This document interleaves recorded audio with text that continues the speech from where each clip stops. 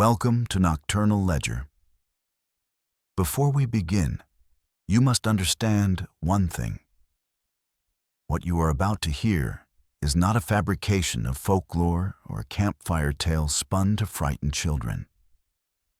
The accounts we are about to delve into are rooted in historical records, military logs, archaeological discoveries, and the rigorous scientific study of the unexplainable.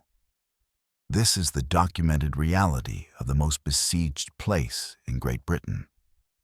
This is the story of Edinburgh Castle. The wind that whips around Castle Rock does not sound like the wind in the rest of the city. If you stand on the ramparts of Edinburgh Castle, looking down upon the tangled medieval streets of the old town, you are standing on the plug of an extinct volcano that has risen out of the earth like a jagged tooth. For 900 years, this rock has been soaked in blood. It is a place of execution, of starvation, of torture, and of war. Historians tell us that this castle has been attacked 23 times. It is the most besieged fortress in the history of the British Isles. But the stone walls record more than just the marks of cannon fire and the chips of musket balls. There is a theory in the paranormal field known as the stone tape theory, which suggests that high-stress emotional events, agony, terror, rage, can be recorded into the very mineral structure of a location, played back over centuries like a loop of magnetic tape. If this theory holds even a grain of truth, then Edinburgh Castle is not merely a fortress. It is a scream trapped in basalt and granite. To understand the hauntings of Edinburgh, we must first strip away the modern veneer of tourism. Forget the gift shops and the audio guides. We must go back to the documented origins of the terror that permeates this site. The history here is not dry text. It is visceral. It is the smell of unwashed bodies in dungeon vaults, the smoke of witch burnings, and the distinct rhythmic sound of a drum that beats without a player. Let us begin with the most infamous and widely documented entity attached to the castle: the Headless Drummer. This is not a vague, misty figure seen by a lone drunkard. The appearance of the Headless Drummer is a phenomenon that has been recorded by multiple witnesses, often simultaneously throughout the centuries. The lore states that he first appeared in the year 1650. This was a time of immense tension. Scotland was bracing for an invasion by Oliver Cromwell and his new model army, and the castle garrison was on high alert. According to the accounts from the sentries on duty, men who were hardened soldiers, not prone to flights of fancy, the sound began deep in the night. It was the rhythmic tat, tat, tat of a military snare drum. It was distinct, disciplined, and loud. The guards initially believed it was a signal from an approaching commander, or perhaps a prank by one of their own. But as they looked out over the battlements, piercing the thick Scottish mist, they saw a figure standing on the central courtyard. The descriptions given by the soldiers were terrifyingly consistent. They reported a boy, perhaps no older than a teenager, dressed in the livery of a drummer. But where his face should have been, there was nothing but the ragged stump of a neck, severed cleanly. He was beating the drum with frantic intensity, yet the sound seemed to echo from everywhere and nowhere at once. The most chilling detail provided in the old texts is that the boy was not transparent. He looked solid, physical, undeniable. The appearance of the Headless Drummer was not a random haunting. It was a harbinger. Shortly after this mass sighting, Oliver Cromwell launched his assault on Scotland. The castle fell. The streets ran red. Since that year, the drumming has been reported again and again, almost always preceding a catastrophe for the castle or the city. It was heard before the Jacobite risings ended in slaughter. It was heard before major structural collapses. The sound of the drums is not just a ghost. It is a warning siren from the other side. Those who have heard it describe a physical sensation of dread, a tightening of the chest that occurs before the sound even registers in the ears. It is the biological response to a predator, triggered by a boy who has been dead for nearly 400 years. But the ramparts are only the surface of the horror. To truly understand the depth of the suffering here, one must go beneath the rock. Edinburgh is a city of layers, built on top of itself, and the castle sits atop a labyrinth of tunnels and secret passages that were carved out of the volcanic rock for military movement and storage. There is a documented event regarding these tunnels that remains one of the most unsettling, unsolved mysteries in Scottish history. Several hundred years ago, a tunnel entrance was discovered that seemed to lead down from the castle toward the palace of Holyrood House at the bottom of the Royal Mile. And the tunnel was small, dark, and unstable. The castle authorities wanted to see where it led, but the space was too tight for a team of men to navigate safely. They hired a lone piper. His instructions were simple. He was to enter the tunnel and play his bagpipes as loudly as he could. A group of men would walk above ground on the streets of the Royal Mile, tracking the sound of the pipes through the cobblestones to map the tunnel's path. The experiment began. The drone of the pipes could be heard clearly rising through the ground. The tracking party followed the sound down the hill. They walked past the lawn market, past the high street. The music was loud and constant. But when the party reached the Tron Kirk, a church located roughly halfway down the mile, the music stopped. It didn't fade away, as if the piper had walked deeper. It cut out instantly. Silence. The men above ground waited. They shouted. They stomped on the ground. There was no response. A rescue party was eventually sent down into the tunnel. They crawled through the damp, suffocating darkness until they reached the point where the music had stopped. There was no cave-in. There was no hole. The tunnel simply continued into the blackness. But the piper was gone. He was never seen again. To this day, people walking near the Tron Kirk or in the lower chambers of the castle report hearing the faint, distant sound of bagpipes echoing from deep beneath the floor. It is a lonely, desperate sound. But what makes this story truly terrifying is the psychological implication. Imagine being that piper. You are crawling in the dark, the weight of a city above you, playing your music to guide those in the light. And then, something happens. Something stops the music. Did the air run out? Did the tunnel shift? Or did he encounter something in the dark that the historians failed to record? The locals call him the Lone Piper, and his spirit is said to remain trapped in the geology of the rock, endlessly walking a path that has no exit. We must now descend further into the very bowels of the castle, to the location that paranormal investigators consider the epicenter of the activity, the castle vaults. During the 18th and 19th centuries, specifically during the 7 Years' War, the American War of Independence, and the Napoleonic Wars, Edinburgh Castle was used as a holding pen for prisoners of war. These were not cells as we understand them today.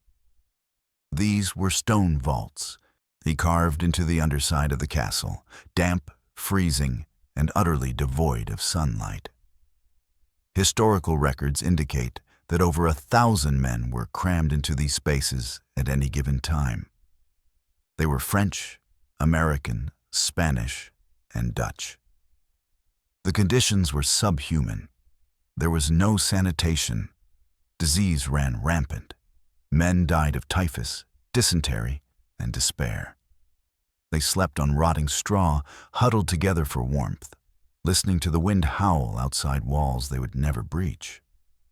If you visit the vaults today, the atmosphere is suffocating. It is physically colder than the air outside, a phenomenon known as a cold spot, but on a massive scale. Visitors often report the smell of unwashed bodies, rotting food, and the metallic tang of blood, even though the vaults have been scrubbed clean for decades. This is what paranormal researchers call olfactory hallucinations, or phantom smells, which are often associated with residual hauntings. But the spirits here are not just residual. They are interactive. Since the vaults were open to the public, there have been hundreds of reports of physical attacks. Tourists claim to feel hands grabbing their ankles, pulling their hair, or shoving them into the stone walls. These are not vague feelings. People leave the vaults with physical marks, bruises, scratches, and red welts that appear on their skin without explanation. The most common apparition seen in the vaults is that of a shadow man. He is described as a dark, solid mass, darker than the surrounding shadows, often seen standing in the corners of the prisoner dormitory. He does not move like a human. He glides. Its witnesses report an overwhelming feeling of being watched, a predatory gaze that tracks them as they move through the corridors.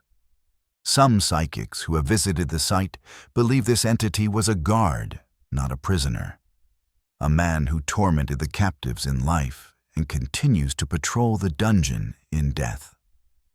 The graffiti carved into the wooden doors and stone walls by the original prisoners is still visible. Names, dates, and drawings of ships. It is a testament to the thousands of souls who wasted away in the dark. It is believed that the sheer concentration of misery in these vaults has created a battery of spiritual energy that never depletes. The horror of Edinburgh Castle is not limited to men of war. One of the most tragic and active spirits is that of Lady Glamis, Janet Douglas. Her story is a documented case of judicial murder, driven by political paranoia. In the 16th century, King James V had a deep hatred for the Douglas clan. He accused Janet Douglas of witchcraft and plotting to poison him. Historians agree that the charges were fabricated, a convenient way to eliminate a political enemy. But the justice of the time was brutal. Janet was imprisoned in the castle's dungeons. She was kept in total darkness, separated from her family, and psychologically tortured. On July 17, 1537, she was led out to the castle hill. She was nearly blind from her time in the dungeon. In front of a jeering crowd, she was burned at the stake.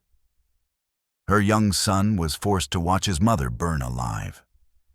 The agony of that event seems to have scarred the location permanently. Sightings of the Grey Lady are frequent in the areas where she was held and near the site of her execution. She's often seen weeping, her face buried in her hands.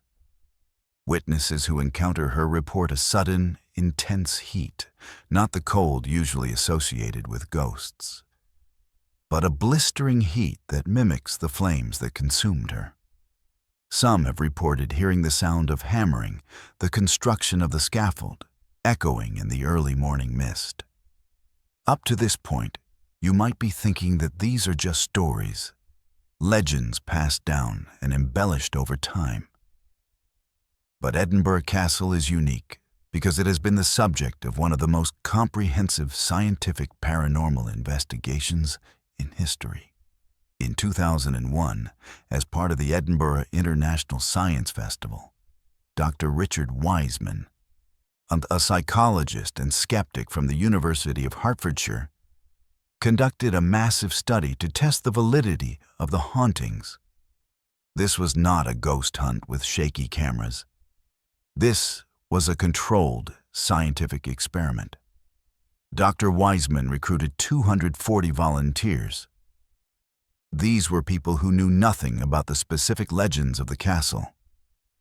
They were not told which areas were haunted and which were not. The castle was divided into sectors.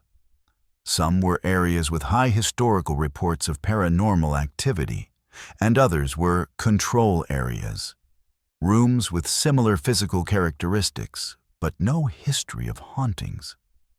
The volunteers were sent into these areas alone, equipped with sensors and logbooks.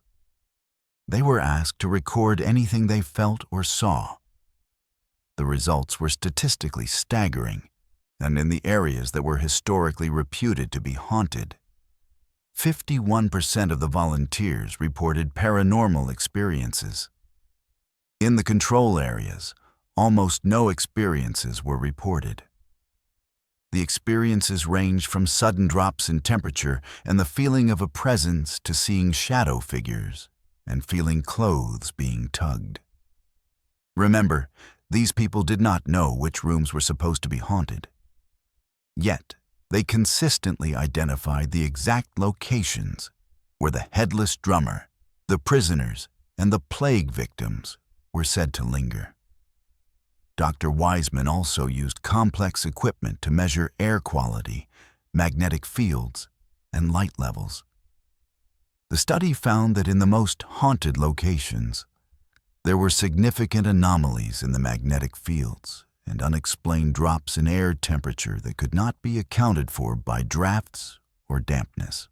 But while Dr. Wiseman concluded that some of these experiences could be psychological reactions to the spooky environment, the lighting, the cold stone, he admitted that the correlation between the volunteers' experiences and the historical hotspots was difficult to explain away entirely. For the believers, this study was vindication. It was scientific proof that something in the castle triggers a reaction in the human brain, something that history has labeled as ghosts. There is also the matter of the dog cemetery. High on the rock, there's a small garden used since the reign of Queen Victoria as a burial place for regimental mascots and officers' dogs.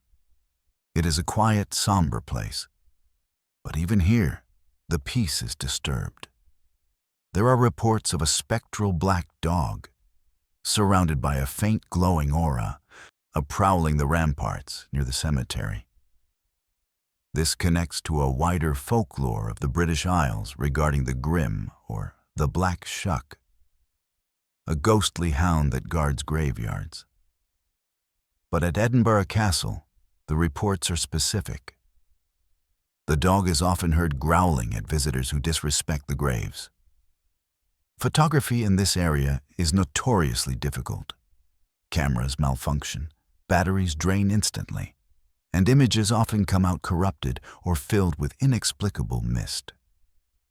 We must also consider the lost souls of the plague. During the outbreaks of the Black Death, the castle was a place of quarantine and death. But beneath the castle, in the streets that were eventually buried by the construction of the Royal Mile, victims were walled up in their homes to die. The psychic pollution of thousands of plague victims seeps upward into the castle. On staff who work at the castle today, security guards, cleaners, and guides are often the most reliable sources of modern evidence. They do not tell these stories for attention. In fact, many are reluctant to speak of them for fear of ridicule. But ask them, off the record, and the stories pour out. There is the account of a cleaner who was working in the Queen's room late at night. She was polishing the floor when she felt a hand rest gently on her shoulder. Thinking it was a colleague, she turned around to speak. The room was empty. The doors were locked. She refused to work in that room alone ever again. There are the security guards who monitor the CCTV cameras. They frequently report seeing orbs of light moving intelligently through the locked corridors of the prisoner vaults, unlike dust or insects, which move randomly. These lights seem to inspect the area, pausing at doorways and circling exhibits. Some guards have reported seeing full-bodied apparitions on the monitors, only to run to the location and find it completely empty. One particularly terrifying account involves a restoration team working on the stonework near the portcullis gate. They were working overnight to avoid disrupting tourists.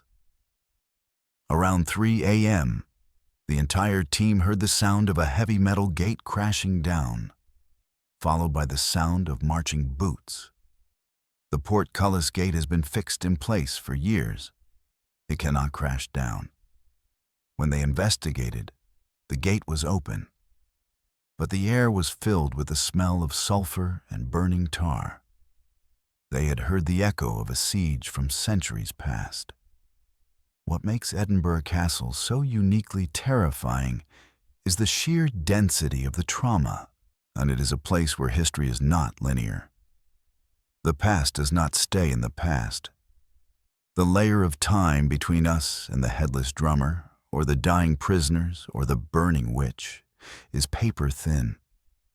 In the right conditions, when the fog rolls in from the Firth of Forth and the tourists have gone, that paper tears. The skeptics will tell you that it is all pareidolia, the tendency of the human mind to see patterns where none exist. They will say the drafts in the vaults cause the cold spots, and the infrasound caused by the wind hitting the rock creates the feelings of dread. And perhaps, for some of the phenomena, they are right. But science cannot explain why a volunteer in 2001, who knew nothing of the castle's history, stood in the exact spot where a prisoner was executed 300 years ago and burst into hysterical tears, while claiming she felt a rope around her neck. Science cannot explain why the sound of a drum is heard by dozens of people simultaneously before a tragedy strikes the city. The documentation is there. The police reports of intruders that turn out to be shadows. The military logs of the 17th century. The findings of the 2001 investigation. The thousands of witness testimonies from rational, skeptical people who walked into the castle as non-believers and walked out shaking with fear. Edinburgh Castle stands as a monument to Scottish resilience, yes. But it is also a massive stone recording device. It has absorbed the final moments of thousands of people. The boy without a head, the piper in the wall, the woman in the flames, the prisoners in the dark. So, if you ever find yourself in Edinburgh, and you decide to walk up the Royal Mile to the great fortress on the rock, pay attention. Listen closely when the wind dies down. If you hear the faint, rhythmic tapping of a drum, do not look for the source. If you feel a sudden, unnatural cold in the vaults, do not stand still. And if you hear the distant drone of bagpipes coming from beneath the cobblestones, walk away. Because at Edinburgh Castle, the dead do not sleep. They wait, and they are always watching. This has been a file from the Nocturnal Ledger. The history is real. The fear is real. The question is, are you brave enough to believe it?